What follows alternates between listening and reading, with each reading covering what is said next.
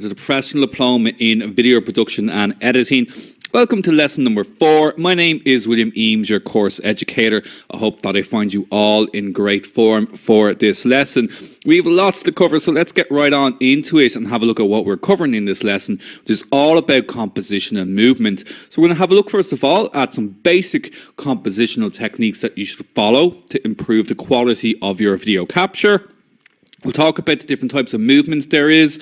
So particularly, if you're coming to this from a photography background, this is obviously going to be very, very important as well. You may have some of those compositional techniques down already, but certainly adding in movement, it brings in a whole new set of skills that you need to master. And then we'll have a look at shot types. So there's different types of shots that we can use to help tell our stories when it comes to capturing video. Let's kick things off by having a look at our compositional techniques. So first of all, what exactly is composition? Well, composition, I want you to think of it like if you're a composer, like someone who is composing an orchestra. You're controlling how quickly or how slowly the orchestra is playing the music, the tempo that they're playing the music at, if they're playing it loud, if they're playing it softly, and so on. It's a similar idea when it comes to anything visual. Composition refers to how we place elements within the scene to communicate the message that we are trying to achieve within the shot. Now, when it comes to still photography, composition is key because you've got one image that you're trying to communicate with. When it comes to video, we're also including movement with that as well. A lot of these techniques are based in photography composition. In fact, they go further back than that. They're based in art history composition, but then we begin to bring in movement. Let's have a look at good composition first of all. So here we've got a very cinematic still. As you can see, this is something straight out of film. A very straightforward composition, but has an impact, very visually arresting, very aesthetically appealing. So what makes this good? What makes this good composition? Well, first of all, the main subject is clearly communicated to the viewer. So we've got a young woman standing in a field in the meadow. The sun is presumably going down, perhaps it's going up. We've got a nice little bit of light catching her, but she's generally quite silhouetted. The focus, exposure, and composition are all correct. So in other words, nice sharp focus on our main subject here, the young woman. The exposure, we can see that there's lots of details here. Even though it's quite dark on her back, we can still see the details in the kind of light and the shadow areas, and certainly in all the details in the rest of the scene. The viewer's attention is held. It's very, very clear what we're looking at here. Again, it's quite a visually arresting shot. So, our attention is engaged, and the use of color, motion, and depth of field all contribute. Now, obviously, this is a still image, but motion certainly here would contribute as well. We've got a nice shallow depth of field here, as we can see with the background. The colors are soft oranges coming from that sun going up or going down, really help to elevate this shot as well.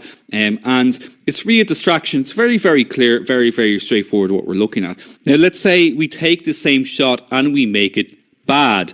So here we've got the same still here, and now we can see, well, there's a lot of things wrong with it. Now, I have exaggerated it just for effect, but really, if any one of the elements that I previously mentioned were wrong, it'll generally disrupt the entire shot. So here we've got a badly composed still. So it's out of focus, as we can see quite clearly. The edges are soft on our main subject. It's very unclear as to what we're meant to be looking at here. That's because the composition here is poor. The cropping is very, very bad. The young lady is being cut off here right through her head. So the viewer's attention wanders. It wanders to the background there as well, where everything is completely overexposed. The overexposure is creating distractions in the scene. I mentioned there it's poorly cropped. There's little or no balance to the scene. So, we really just don't know what we're meant to be looking at here, and it's uninteresting. It's not even that it's uninteresting to look at, it's quite ugly to look at. So composition, any of those elements, you get them wrong and it can really throw the entire shot out of balance. However, finding the shot is going to take practice, and it's all about exploring and exploring your subject. First of all, when it comes to composition, to good composition, you need to have some idea in your mind's eye of what it is that you want to capture, what type of subject you want to capture, so that when it comes to the composition, your message is very, very clear. Spend time with it, or if you're shooting people or animals or whatever it is that you happen to be shooting, spend time with your subject. Okay, understand your subject. Understanding your subject is going to lead to stronger compositions. Use your environment. Use your background environment. Place your subject within the scene. What's happening in the background. What type of subject is it that you're filming? If you're filming, say, perhaps an artist, you might want to film them in their studio. So think about the environment that you are filming your subject in. Use props as well. So don't be afraid to introduce elements into a scene to make it visually stronger. So again, using our artist, you might give the artist a paintbrush or something simple like that, just to communicate your message more clearly. Communicate with your subjects as well. If it's somebody you are working with, actors, or you're working with models or anything like that, communicate. Let them know what you're doing. Let them know why your shot may or may not be working. Okay, so once they understand what you are doing, you can collaborate together to improve your compositions. And be patient. Sometimes you have to wait for the right light. Sometimes, it can take a little bit of time to get things prepared correctly. Sometimes, it can take a little bit of time to get the right focus, to get the exact right look to the scene. Just be patient and it will come to you. Plan out your vision. So you should always go in, very similar to our first point, you should always have some idea as to what you want to capture. Planning is key to successful video, which we will have a look at a lot more as we continue on throughout this course as well. At the same time, you also have to be on your toes and anticipate action. So perhaps you're doing a documentary style video, you need to anticipate things that may happen before they happen, so that you know to capture them. Okay, and again, that will just come with practice. Final thing then, just before we have a look at the different compositional techniques as well, is just to obviously remember to choose your aspect ratio. So we spoke about aspect ratio in lesson number 2. There's these are the key ones, the main ones really when it comes to video. 4:3, 16:9 is our standard one. If you're playing things safe, you want to be going with your 16:9 for widescreen, widescreen televisions. 3:2 will generally give you the full frame if you happen to be shooting with a full frame DSLR. But it's also completely going to come down to where you decide to show your video footage. Now, no matter what aspect ratio you choose to go with, all of these compositional techniques that we have a look at in this lesson and all the movements that we have a look at in this lesson will apply to whatever aspect ratio you happen to choose. Now, when it comes to compositional techniques, there's so many that we could go on and on and on with this lesson. So later on in the course, in Module 2 or Module 3, there will be an advanced composition and movements lesson, where we're going to look at the ones to get you up and running, the most effective ones in my opinion, and I suppose the most straightforward ones that you're going to be using quite frequently as well, beginning with symmetry. Okay, so symmetry is, it's pretty straightforward. It's all about having something that looks the same on the right and the left-hand side, or indeed the same on the top and the bottom, or indeed the same on the right and the left and the top and the bottom. Symmetry is all about having a perfect line down the middle that gives us a reflection on both sides of the image that are very, very similar to each other. So for that reason, symmetry is brilliant for capturing architecture. As you can see here, if we just divide this down, more or less down through the middle, you can see that it's pretty much a mirror image on both sides. So if you're capturing anything architecturally, do see if you can capture the symmetry of it. And certainly if you're a fan of, say, Stanley Kubrick, or indeed if you're a fan of Wes Anderson, you'll notice that they use a lot of symmetry in their cinematography, particularly in The Shining and in 2001 The Space Odyssey and so on, when they are composing their shots. Symmetry is also great for, well, any type of architecture really. So again, things like bridges or anything like that. If you're lucky enough to own a drone, that you can achieve a shot like this, again, look out for the symmetry, and also not just artificially as well. Do look out for naturally occurring symmetry, and symmetry doesn't have to be just from left to right, as I mentioned. It can be from top to bottom as well. So anything reflective, like a reflective pool or a lake or anything like that, will create symmetry as well. So quite a straightforward one to begin with. It's also a fun one to begin with as well, just seeing what is out in your world that is symmetrical that you can capture. Now, perhaps the most well-known compositional technique when it comes to photography and when it comes to video is the rule of thirds. This is actually a great example of the rule of thirds. Some of you may be familiar with this already if you have practiced photography before, or even if you've done just a little bit of research in composition yourself, because it's such a well-known technique. The idea of the rule of thirds is that we have this imaginary grid that appears over our image. And as you can see, we've got two equally spaced horizontal lines, we've got two equally spaced vertical lines. And using this grid, we tried to place interesting elements within our images along these lines, or indeed along the axes where they meet, along the vertical and the horizontal where they intersect. So, for example, with this image here, as we can see, everything is kind of composed over to the right. We've got this bird here on this tree stump, and it's all composed over towards the right. Now, the bird's not falling exactly where the horizontal and the vertical meet, but it is, within that area, so it still gives us that strong balance, that natural kind of look of balance within the image here. And as you can see there, over on the left-hand side then, there's a lot of space. There's a lot of kind of empty space. We wouldn't say this is empty, we'd call it negative space. Negative space is not a bad thing either.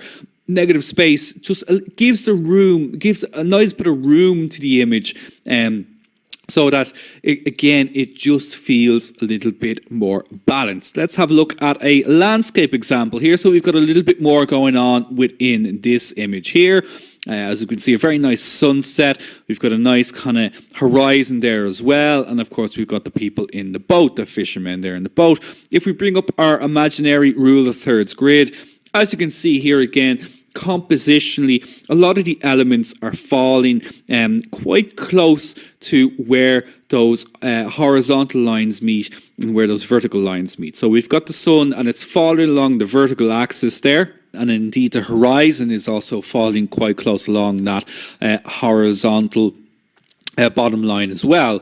So again, using the rule of thirds, when you're composing it now, you can compose this, you can have the display set so that you can actually see this grid, but you should always try to be just imagining it when you are composing your video or you're composing your still shots. Now, of course, it can be used in any kind of aspect ratio. So here we've got a wider aspect ratio.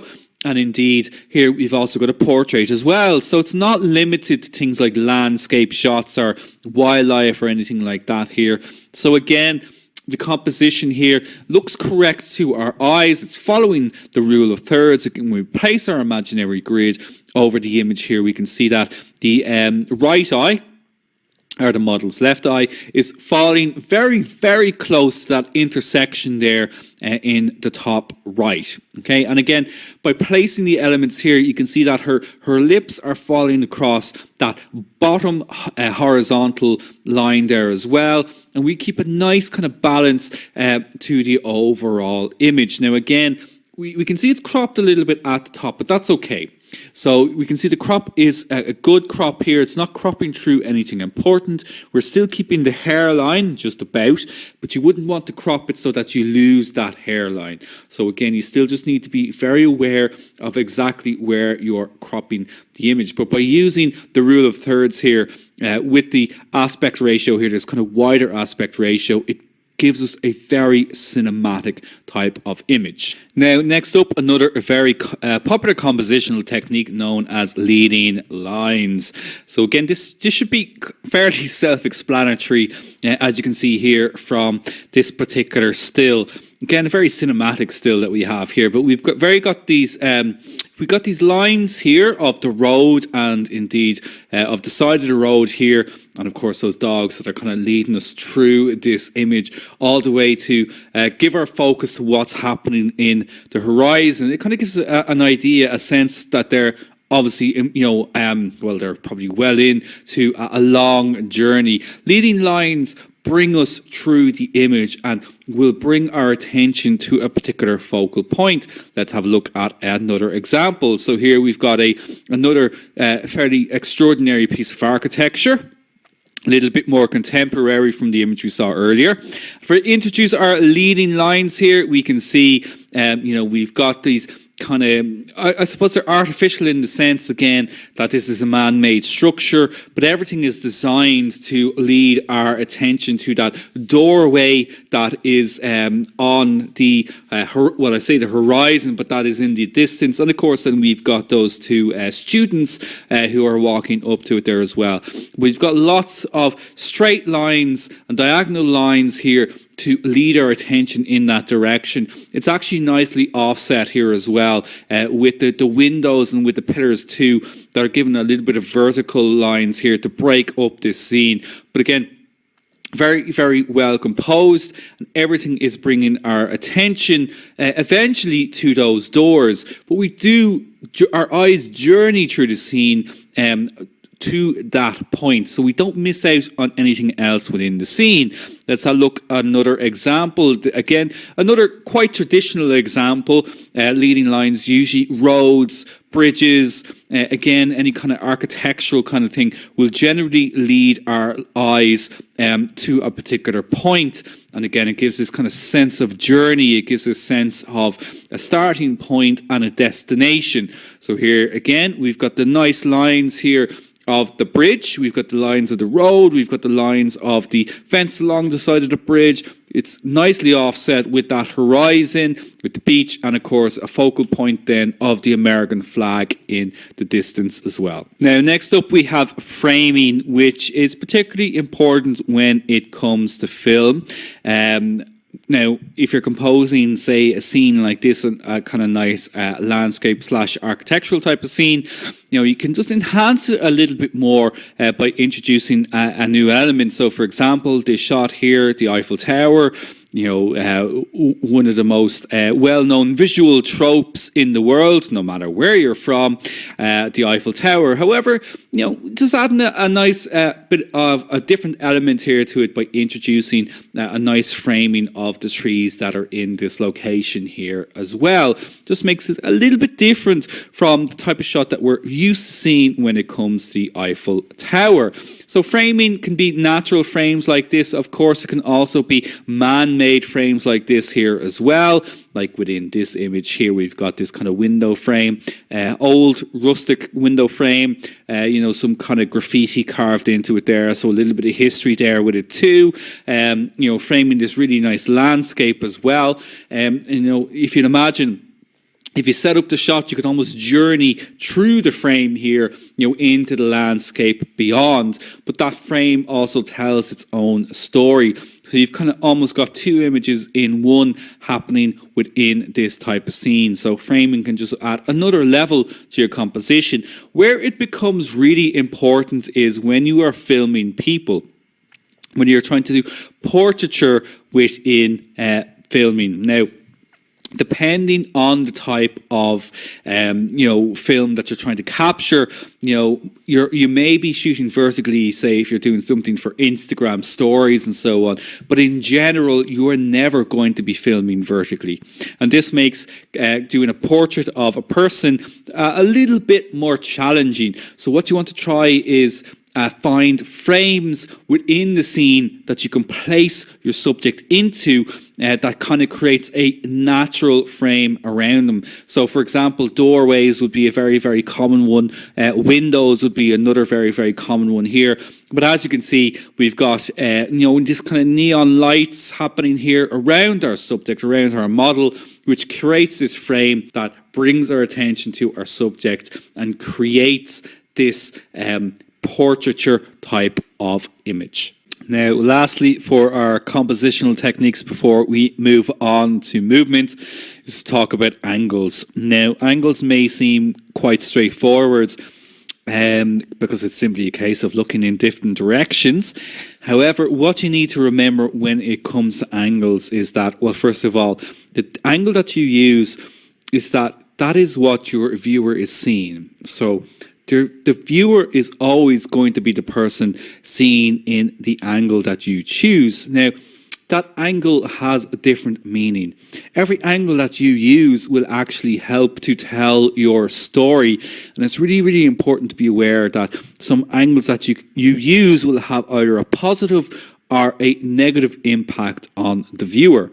Now, so for example, say an angle like this where we're looking up at the trees. Now, think about this when you're out walking the streets or you're out walking in nature.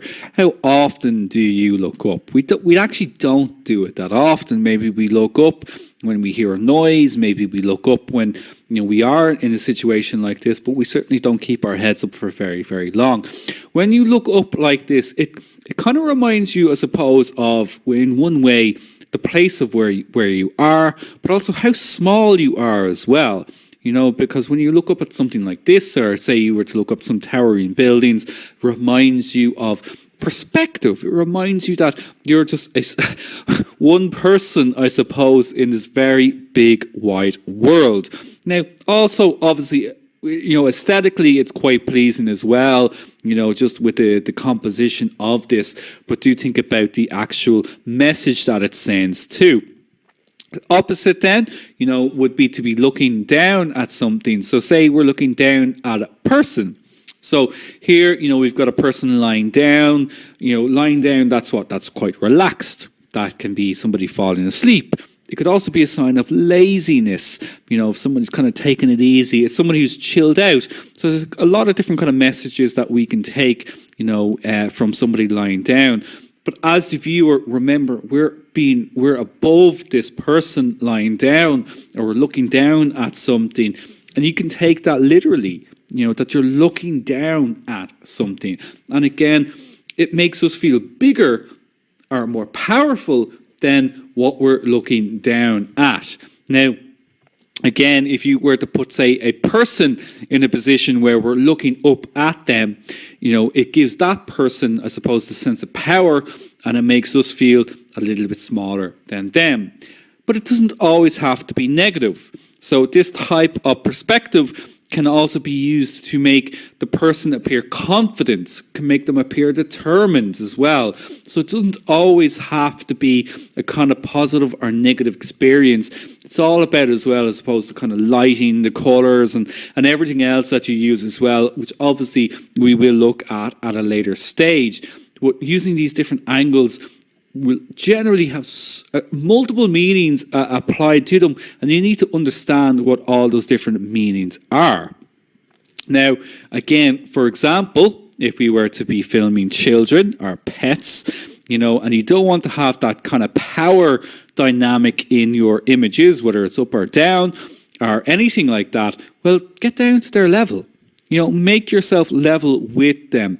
And it'll also help you to see from their perspective. There's just no way you could get this type of shot if you're towering above them or anything like that. By getting down to their level, it brings you straight into their world, and you can see like the sense of wonder here. And when this type of shot will bring it back to your own childhood as well. Hopefully it does. Anyway, I think this is a wonderful, wonderful shot. Now, the complete opposite to our first image, where we're looking up, we can also look straight down. Now, obviously, this type of shot can only be really achieved if you happen to be using a drone, but this will give us a sense of place. It'll give us a sense of exactly where we are straight away, but it also might give us a sense that this is the world is busy. There's so much going on. There's so many stories happening, in this space. Like, obviously, this is New York, with the yellow cabs and that. But as we can see, there's lots of people in this place. There's loads of people in the cars. There's loads and loads going on. So this is what we would know as a establishing shot, which we'll look at in just a moment, a little bit later on in the lesson, because it provides us with a huge amount of information straight away, in the sense that we know the place, we know there's loads of things going on in this place, we know the time of day, etc., and so on, but we don't know exactly what the story that's going to be told is yet, but we will eventually. So those are our different compositional techniques. What you want to do with all of these techniques then is to take the next step and to combine them with different movements. Now, very important when it comes to filming is that, one of the main things that you will need to do with filming is try to keep things steady. So naturally, when you move, things are going to shake. If you haven't got something to try and help you keep things steady, things are going to shake. And this can be used, for great effect. For example, if you think of, say, like the Blair Witch Project, shot on video footage, and, when they're running away from the Blair Witch and all of that, it's a sense of panic and so on. It's really intense, but you could only really kind of take that type of footage in short bursts. So with movement, there are a few tools that you may need to look at investing in, depending on the type of video you want to capture. Now, with all that said, there are some basic equipment that you're going to need if you want to master movement in your film making. Starting off with tripods and video heads. So I'm going to be using a couple of different examples, but the Manfrotto brand here that you can see, they tend to be the top of the range. Unfortunately, also the most expensive brand out there as well. And when it comes to video, you're going to be wanting to buy your heads and your legs based separately. So let's have a look at the video heads first of all. Having a look at this one here, we can see, well, first of all, we have a handle that we can use that allows to pan and will allow us to tilt. So that's moving up and down and to left and right. Now, it's also a ball head as well, which means it gives us some limited movement here, basically kind of 90 degree movement here when it comes to whether we want vertical or horizontal shots. It has a pan lock as well, so if you're going left to right and you want to keep things nice and steady, you can set that pan lock. You want to combine that then with a set of good video legs. Now, as you can see here, again, going with the Manfrotto brand, we have the ability here to be able to take the center column out of just the vertical, the traditional vertical viewpoint, and go horizontal with it instead. However, again, combined with in terms of cost, you could be talking well up to about 300 to 400 euro or $400 altogether, which unfortunately is the price when it comes to higher quality video making. Now, getting to the next level, you'll also want to look at a set of rails. So rails will give us two options when it comes to movement. The first option is trucking, which is tracking your subject. So basically following along with your subject as you're filming them, or, panning along with them, of course, as well. Or we also have dollying. Dollying is zooming in on your subject without zooming in using the lens. So there's a big difference. We'll have a look at those in a moment. But Dollying is when we physically get closer using our cameras. Now, if you happen to be shooting on a smartphone, gimbal is the way to go. Gimbal will give you nice, steady movement, a whole lot of freedom actually, really, when it comes to filming, when you're using your smartphone in particular. It'll keep things nice and steady for you. Very, very straightforward to use as well. As you can see here, you can change the angle if needs be. But you are going to probably be looking at about $150 to about $200/euro for something like this. But if you're primarily someone who photographs and films using their smartphone, definitely well worth the investment.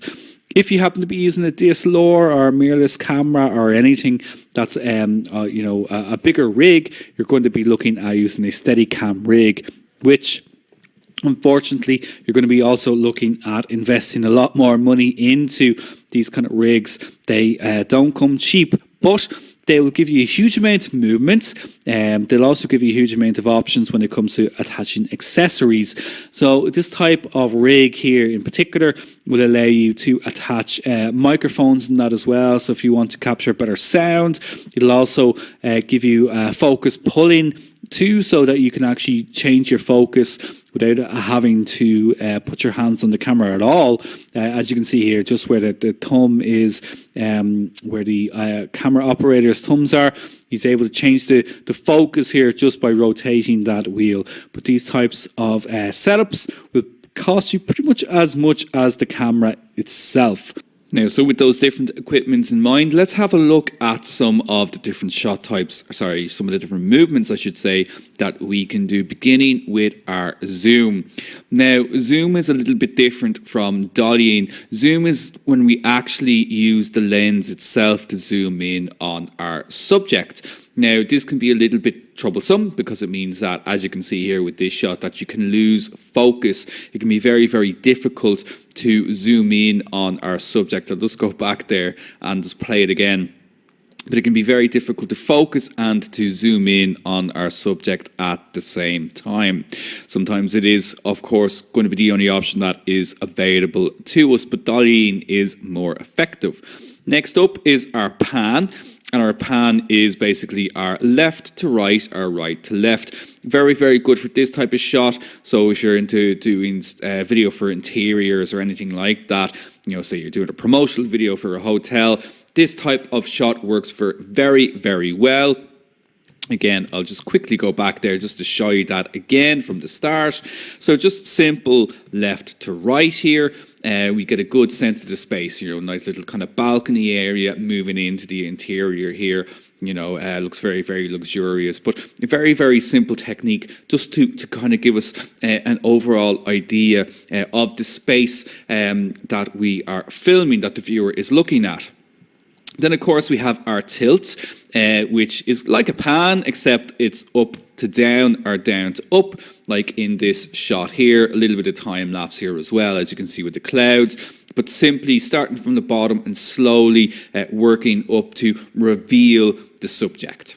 Okay, so very, very simple. Now we have our dollying, which, as I mentioned, a little bit different from zooming, because dollying is maintaining the same focal length. It's maintaining the same frame, it's the same focal length, but actually just physically moving in on the subject. So here you can see it's just slowly moving in on the subject, and it kind of creates more intensity as you're slowly filming or slowly moving in towards that subject. As you can see here, quite subtle in this one, but very, very effective. Next, we have tracking or trucking. So trucking or tracking is basically following alongside your subject.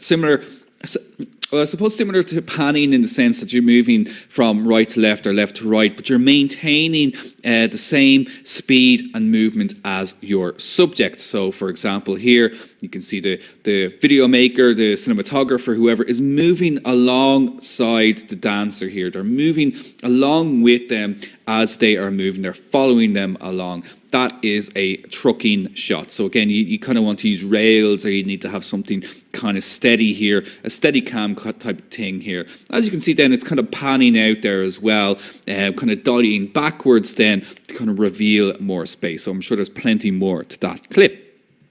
Similar to trucking, except going on a vertical axis now, is our pedestal. So pedestal, you're not tilting the way that we saw in the building. The pedestal, you're maintaining, you're keeping the same, I suppose, perspective. You're not kind of tilting it at an angle, but you're just simply moving up and down. So again, like our tracking shot, I'll just go back here again just to show you that because it's a short clip.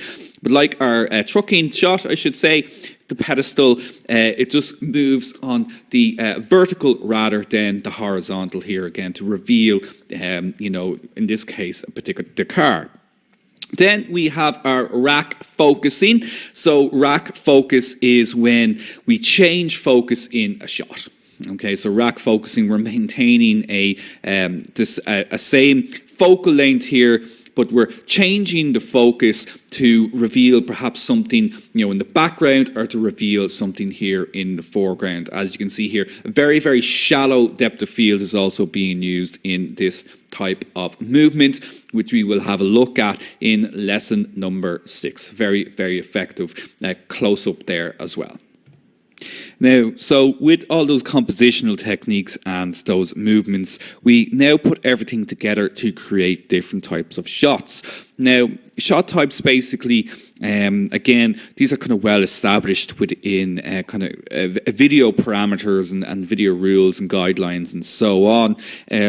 Each type of shot basically will help you to tell your story, helps you create your narrative. So perhaps the first one that you should be starting with is the establishing shot. So an establishing shot, now it doesn't necessarily have to be a drone type of shot like we are seeing here, but an establishing shot gives the viewer a huge amount of information straight away. For example, we can see the place, New York, we can see the time of day, it's evening. Most likely it's evening. Perhaps it could be early, very early morning. It's difficult to tell, but we know it's a low light situation. We can get a sense of the actual time frame, if it's modern day as well, judging by the look of the cars, some of the newer buildings and so on too. So it kind of establishes the time frame as well. It also gives us an idea that, okay, so we're going to be looking at a story that's happening within an urban environment. So we get a lot of information from that. The next shot then, typically to be followed up with that, is going to be what's known as a full shot. So a full shot, as you can see now, we're down to ground level. Of course, we're going to be using New York now for all of these shots here, because it's a lot. It's very easy to get lots of footage of New York. But as you can see here, it's kind of a fairly wide angle shot here. Gives us a good sense of again the environment that we're telling our story in. But it gives us a slightly closer look at what's going on as well. Look at the neighborhood and so on. Now, obviously, the time of day has changed here as well, so these clips are not exactly linear. Then we have our medium shot, which gets a little bit closer up, again, kind of just showing us a little bit more of the busyness, the activity and everything that's going on here. But again, it's much more about, I suppose, the focal length here in this particular shot, where we're not as wide as the previous shot. With the full shot, the medium shot gets a little bit closer in on your subject. So really, you try to start using a medium shot to basically narrow down exactly what your subject is. Going closer then, of course, we have our close-up. So again, there's no kind of story happening here. It's just kind of clips I put together of New York. But here we've got a close-up shot, firmly establishing exactly where we are, at least what country we are in the world here. But again, it's given us kind of a smaller look at the architecture, a closer look at some of the details that are around the city. And then we have an extreme close-up. which is getting in even closer in onto the smaller details that help to create our narrative. So you can kind of see, as we're putting these clips together, it's actually just kind of a story about New York itself. And of course, it'd be hard not to do a shot of New York that looks like this. This is known as our upshot. So very, very similar to what we saw with, our perspective, our tilting up. We've got our upshot here as well. Again, kind of puts the viewer firmly in, gives them a perspective, a sense of their surroundings here, kind of the business side of things here and so on with these, I suppose, financial types of buildings. Then we have our down shot, which, the viewer is looking down at the finer details here in this particular shot. But of course, if we had somebody perhaps lying, or we did the down shot of somebody lying on the ground, it kind of puts the viewer in an elevated position here. But here, it's just, again, to kind of get a little bit of the nightlife and a little bit of the constant activity in the city, no matter what the weather. And then finally, we have a POV shot. So this is done just behind the head in this particular case, but a POV shot is basically a point of view shot from the videographer or the cinematographer, whoever happens to be capturing the footage. POV shots, they're used very, very often, say in horror films and things like that. You can imagine, from the kind of killer's eyes, coming up onto the person or whoever it is usually done from a POV type of shot. But it can absolutely be used for this type of walking around shot as well. So the idea of all of this is to put everything then together. So you've now got your compositional techniques, you've got your movements, and you've got some shot types. We'll certainly be digging into shot types a lot more when we talk about putting narratives together. But you can start experimenting and mixing everything up. A really good way to practice this is to simply watch your favorite movie and try to count the different types of shots that are used. Try to count the different type of compositional techniques that are used. Make lists of the ones that you're not familiar with. We will certainly be covering them all throughout the course as we progress, but that's a really good exercise for you, is to try and identify all of these different types of shots, these different types of movements, and these different types of techniques in your favorite films.